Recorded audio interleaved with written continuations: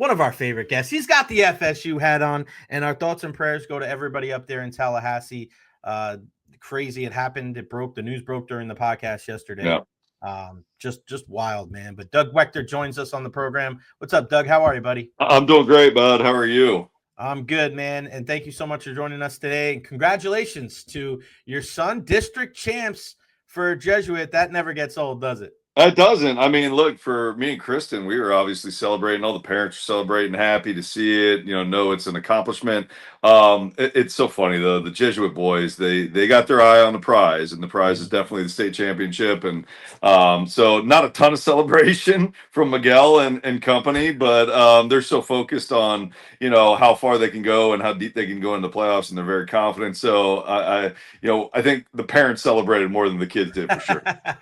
How is Kaden feeling, man? That was like one of the biggest injuries. Yeah, no, he's doing great. Yeah. He's very blessed that it was an injury that didn't end up needing any kind of surgery. There was no Right. structural damage, so that was really good news. It was just more of just needing some time to get off of it. And as a 17-year-old, you were there playing baseball. The last thing you want to do is sit around and watch all your buddies out on the field. You want to be a part of it. So that was hard for him, but he put a ton of work in. He was going to rehab in the mornings, 6 a.m. in Tampa, which means he was leaving the house at maybe 5:15, 5:30. And he didn't complain one time, man. He put the work in, and he's been great. So he's been back for about 3 weeks now.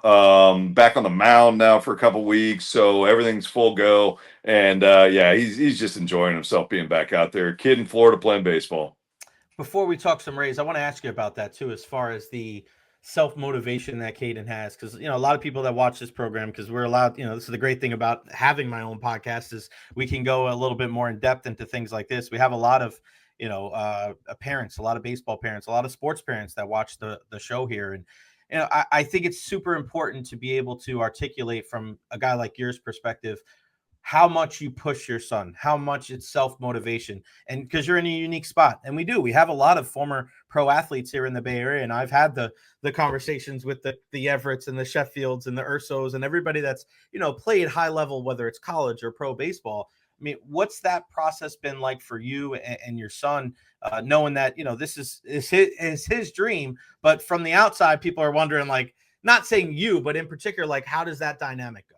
Yeah, I was at least very cognizant of it, knowing that, what I did and what I played is totally different from his path. Maybe he's going to do something else. Maybe he's going to do better. Maybe whatever it is. I just knew that I did not want to put the pressure on him for him to have to think that he needs to go out there and play baseball to be successful. He can do whatever he wants. And, whether that's on a baseball field, whether that's, in a work environment, whatever it is, he's got our 100% support. And I thought it was really important, and hopefully I did a good job of that.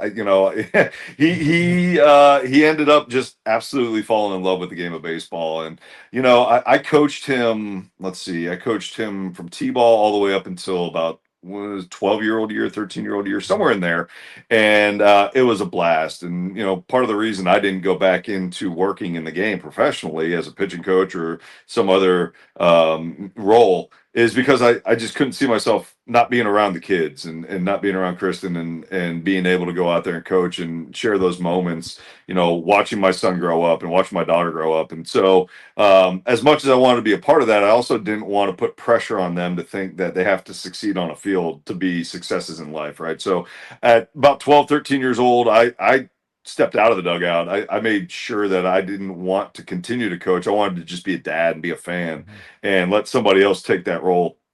And so it's worked out great. I'm not saying that's the best way to do it for everybody, but it's worked out. Seems to work out for us. And now, personally, I mean, I do my best, and I try not to give any advice to Caden unless he asks. Right? I don't want to just be the dad who's like, "Hey, you got to do this and this and this, and then you're going to be better at this." That's the last thing I need to do. He knows at this point what's going to get him better. He knows his own body, his own mechanics, and he's learned it so well because of his work ethic that, when something's wrong, he can fix it himself for the most part. Mhm. But when it is time that I can help out, I think, he'll come to me. He'll ask me, hey, what'd you see there? Hey, maybe it was the sequence. What do you think about my mechanics right now?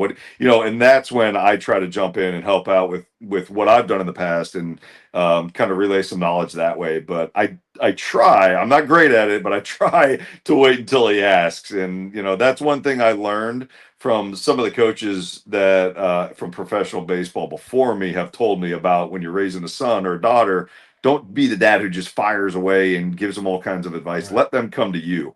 And if you do that, most of the time they're going to enjoy the sport on their own, and they're going to grow up on their own, and mature that way. So it's worked out. I think you might have to ask him, see if he likes that.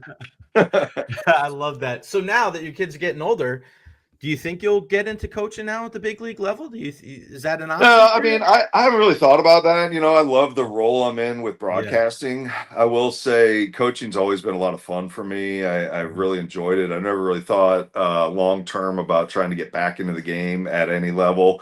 But maybe that's because of my role with FanDuel and Yeah. being able to be out there and broadcast and be around the game.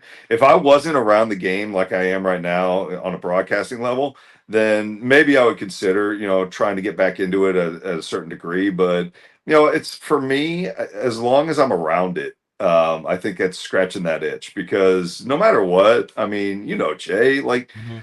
man, when you got sports in your blood, it's hard to ever walk away from it 100%. Like, you have to be around it and be involved some way or another, just because that's who you are. It's kind of your DNA. And I think that's where I'm at. But I think I'm also, getting my fix just by being able to throw on some makeup and talk baseball on air. Yeah, I'm with you, man. People are like, "Oh, so what everything happened with the what are you gonna do now?" I'm like, "What do you mean what am I gonna do now? This is what I do. This is Yeah. how, It's who you this are, is, right? yeah, Yeah. man. Whether I wanted to admit it or not, you know what I mean? Ian, our buddy Ian Beckles, we were talking about it one time, and I was like, "Yeah, I watch all this stuff because of this." And he looked at me, he goes, "You be watching all these games anyway. What are you, nuts?" I'm like, "Yeah, Right. nobody keeps you in check like you're good friends, you know." Right. Uh Exactly. Talking Rays and Yankees last night, just a unique atmosphere altogether, obviously, right? Like, I mean, you're playing in the Yankees spring training home, and it's really cool. It's so unique. And the game last night, where it's a back and forth affair, and you have the lead going back and forth. You get Ben Rice and Richie Palacios as the offense. Yeah, just how everybody drew it up. Ben Rice and Right. Richie Palacios as the offensive stars. Just for that game last night, what did you notice about kind of these two teams? So if you just kind of dropped in and this is the first game that you watched all year for either one of them, what stood out to you? Yeah, I think for the Rays, unfortunately, offense continues to be a little bit of a mystery. Mm-hmm. You had a lot of base runners. Seems like there's traffic on they had 12 hits, right? Unfortunately, they had 9 left on base. It was just that big hit has been eluding them for the majority of this season. And, they were talking about it in spring training. You got to manufacture runs, right? You got to play small ball. You got to find ways to move the runners over and manufacture runs, because they didn't anticipate home runs being a Mm-hmm. huge part of the offense. Now, we know Steinbrenner, home runs are going to fly out at a certain rate. But that being said, you still have to put the ball in play. You still got to manufacture these runs. And unfortunately, last night, they weren't able to do that, right? They got 3 runs on the board, but that was it. They had their opportunities. They had 3 different innings with bases loaded, and they didn't end up scoring. So I think it was more frustrating night for the offense a little bit. When you look at the Yankees side of things, man, they got power. I mean, Aaron Judge. I don't know if you've seen his numbers recently. Dude's hitting over 400 for the season. Like, a lot of Wow. times we go on air and we're Mm-hmm. talking about, oh, this guy's really hitting the ball well. Seen it over the last 5 games. He's hitting 412. And Mm-hmm. you segment it out like, hey, the last 3 games, the last 5 games, he's hitting 400. This dude's hitting 400 for the season. Like, it's insane what kind of numbers he's putting up right now.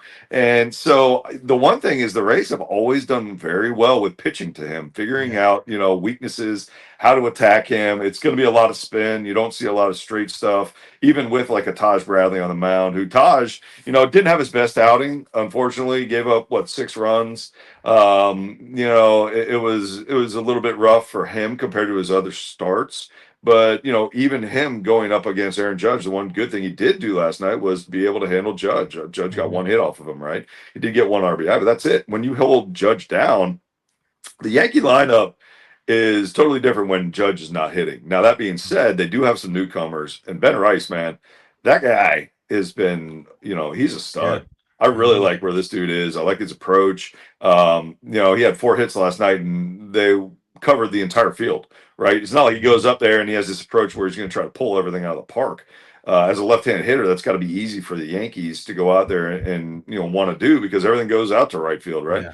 But he has this great approach going all across the field. So he did a great job. I think it shows you that the Yankees, even without Garrett Cole, without the starting staff that we thought they were going to have coming into the season, they're still the Yankees, man. They're still a really good team. And you're going to have to just navigate through playing them and know that you got to bring your best, because they're going to be relentless.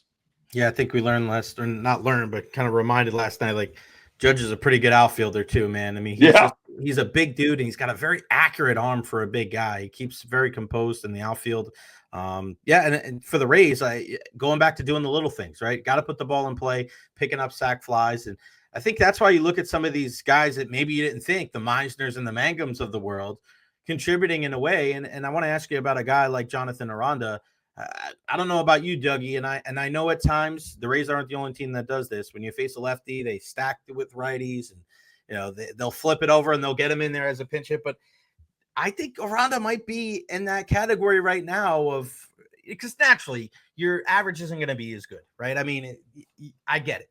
You had 2 lefties coming up this weekend in Fried and Rodon. I don't know if I would have sat him against Newcomb 2 days ago, but Right. I think Aranda may have earned it, like, to get in there and stay in there against lefties. I know you want to get Mead in there at times and you get Yandy, but I mean, Aranda, to me, this is the guy you've been waiting for the last couple of years, to see if he can take that success at the AAA level and do it at the big league level. And Dougie, I've been very impressed with him so far. Do you think he's earned more of that, I want to say, benefit of the doubt of, like, hey, not being so much of a platoon guy, and maybe he should probably be in there, against righties and lefties? I think Aranda has done such a good job of going out there and changing his approach this year compared to what he was last year, and going out and utilizing the entire field. Yeah. I just talked about Ben Rice doing that. Now you see Aranda doing that, and Aranda has gone out and almost switched up a little bit from what he did last year to this year. And because of that approach, and also because of just the reps that he's getting right now, his timing looks so much better at the plate.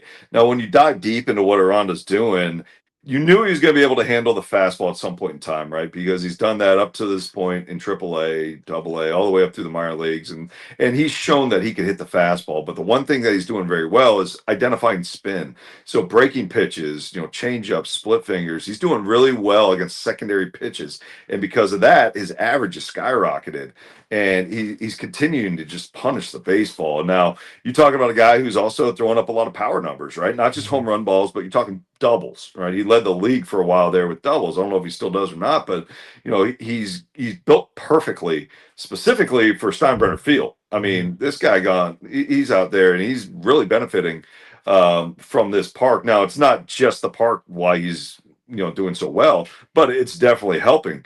And so you got all these things going for Aranda right now. The question is, do you start playing them against lefties and righties, or do you still continue to platoon them? The Rays they're a franchise that definitely believe in their ways, right? And they think that if you put certain things in play for 162 games, it plays out, a certain way.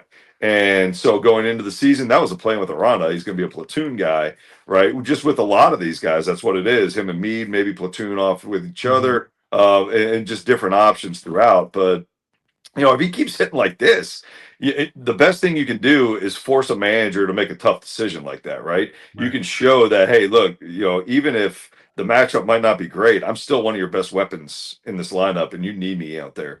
And right now, he is one of the best weapons. He's probably the most consistent hitter in the lineup right now. And so to see him only play against right-handers, yeah, of course, as a fan, you're like, man, just throw this guy out there against anybody. But you also want to toe that line carefully. He's doing so well. Maybe he's doing well because you're putting him in successful situations. You just wait and see with the Rays, right? They are always creative with the way they put together these lineups. Yeah. So I'm not saying they won't ever put him up against lefties, but I think for the time being, it's probably going to be a platoon situation. Yeah, for me, it's all top hand with him. If he's rolling over, if he's hooking that, that's when he's struggling, and everything is palm down this year, and he's stroking everything. And I just wonder that, because a lot of people that don't understand kind of the minutia and the analytics, and they're so quick to jump off the analytic train. I get that because it's a huge part of the game and a huge reason why the Rays have been successful. My whole thing, Dougie, is like offensively for the last couple of years, they've struggled at times. So maybe changing pitching and defense don't change. Obviously, whatever you're doing works. You can get guys, reclamation projects, turning Zach Littell from a reliever to a starter, right? Like we've seen that over the years. I just wonder at some point do the Rays ever look at their offense and go like, hey, why maybe we should adjust a little bit because we're not coming through with the big hits. We're not, we want to talk about small ball, but you're not doing it. So, I'm curious to see if there's ever going to be an adaptation to how they view the offensive side of the ball. I want to ask you about Shane Baz because this is a guy you see this probably or definitely way more than I do. But when you see a guy like Shane Baz throw like that, it's one thing to be good. It's another thing to be dominant. And it's another thing not to walk guys. Right. So now like you're effective in so many different ways. I look at his stuff and I think the only person that it really rivals his stuff is McClanahan when he's healthy. I think, and I know it's early. I know it's only a couple starts, but I feel like if Shane keeps pitching like this, he might be an all-star this year. What do you see from him? Because like you don't strike out 10, 11 guys and not walk anybody. Like that doesn't happen in the major leagues, right? Usually It's like you strike out 11 or 12, maybe you walk 3 or 4, your pitch count is 108 or whatever. But this guy is being efficient and getting strikeouts. I feel like we're seeing the best Shane Baz we have in a Rays uniform. Yeah, I would agree. With Shane Baz, when he was traded over with Glasnow, right, he was a player to be named later. And he was only an A-ball, and everybody's like, hey, look, you got Meadows, you got Tyler Glasnow, and Glasnow was obviously a polarizing figure, being 6'7", throwing 100 miles an hour. And then you got a guy named Shane Baz, and that guy could be the steal of the entire trade. And everybody's like, what are you talking about? You got these two other guys who are just absolute studs. And now we're starting to see the potential of Shane Baz actually get reached, right? So I think he has been at his best so far that I've ever seen him. Now, last year he ended up the season very well. Like he was pitching well. He was pitching good. But this year he's at a totally different level. He's in total control the entire game. His breaking pitches look better to me than they ever have. He's landing them in the zone. He's putting them where he wants to. His fastball is 97 to 100 miles an hour, and he's carrying that velocity through 5, 6, 7 innings, however they want him to go, however long they want him to go. And to me, you've got guys in this rotation that have top of the order type stuff, and Shane Baz is right there, and he's pitching like a number one. He's going out there, and between him and Rasmussen, man, like every time these guys take them out, it's like must watch TV. And I like everybody in our rotation. Don't get me wrong, I think everybody in our rotation is very good, but with the way those two are just pitching now, every time they take the ball, it's so inspiring just to watch them and be like, man, these guys. They're taking it to a whole different level. Like they have gone out there, they put their work in, and now everything is starting to look really, really good. And another key is that he's healthy, right? He's finally healthy. He's finally gone through an entire spring training where he doesn't have to worry about health, and he can focus on just working on his game. And it's all come through. And boy, I'll tell you what, his stuff is electric. He's commanding the ball, not just controlling it, not just throwing strikes, but he's commanding the pitches inside the strike zone. He's got a feel for what he's doing, and man, he's awesome to watch. What about Joe Boyle? What you saw from him? I mean, I thought it was great to hear Brian Snitker after the game, Braves manager, go, yeah, the book on him was that he walked a bunch of guys. He didn't walk in, and he had trouble throwing strikes. Didn't have much trouble today. That dude, it was heavy. I remember watching Zach Britton when he first was closing for the Orioles, and they were like, yeah, he only throws 94 or whatever, but man, you should see this like sinker. He throws it so heavy, and I'm like, I'll believe it when I see it. And then everything was like boom. Joe Boyle, man, my God, it was like if he's throwing strikes, he's another guy. He has no hit stuff when he goes out there. Yeah, he does. I mean, look, you're going to trade Jeffrey Springs for somebody. You better get somebody huge in return, right? Because, in my opinion, Springs, man, he was outstanding. Left-hander, he could win you 15 games and go out and neutralize righties and lefties with the changeup. So if you're going to trade a piece like that you have control of, for a fact the Rays are going to identify somebody that they know can be very, very good. Well, Joe Right. Boyle is very good. These guys, first of all, he's huge, right? Big boy, goes out there, big, strong right-handed pitcher, sitting 97 to 100 miles an hour. So the power stuff is there. He's been working on this split finger that he went out there with. You can call it the splinker, kind of similar to what Paul Skeens is throwing. Yeah. And it was at 93, and you're having true split finger type movement on it, which is nuts to me that a guy can physically do that. But you're right. Like, the biggest thing that he did was fill up the strike zone. So I think one of Kyle Snyder's biggest strengths as pitch coach for the Rays is identifying guys with stuff and harnessing that stuff inside the zone when nobody else could do it. Like, whether you find a mechanical flaw, whether you minimize the amount of break that you want on certain pitches. I know Snyder talked about with Joe Boyle specifically, they're using the cutter more than they're using certain types of breaking balls because the cutter plays within the zone, and also it doesn't break as much as other pitches. So technically, you should be able to land it in the strike zone a little bit more. He tweaked, fine-tuned a couple things, small things in his delivery, and they think they're onto something. And I'll tell you what, man. I was surprised that they sent him back down. The guy went out there and almost threw a no-hitter in his first and only start. I know. So you got to be really happy with what you saw from him, and the future is very bright with Joe Boyle. Doug, before I let you go, man, let everybody know what's going on with work and how they can contact you. Yeah, thanks, man. I'm over with Colliers doing commercial real estate. What we do and what we specialize in is tenant representation for office. So if you're a business looking for any kind of office within the St. Pete, Tampa, Clearwater area, love to help you out, whether it's a lease, whether it's purchase a building, selling a building, whatever it is, we can help you. Just go to Doug Waechter at Colliers. I mean, you can look up Colliers simply and put my name in there, or you can just email me directly, doug.waechter@colliers.com.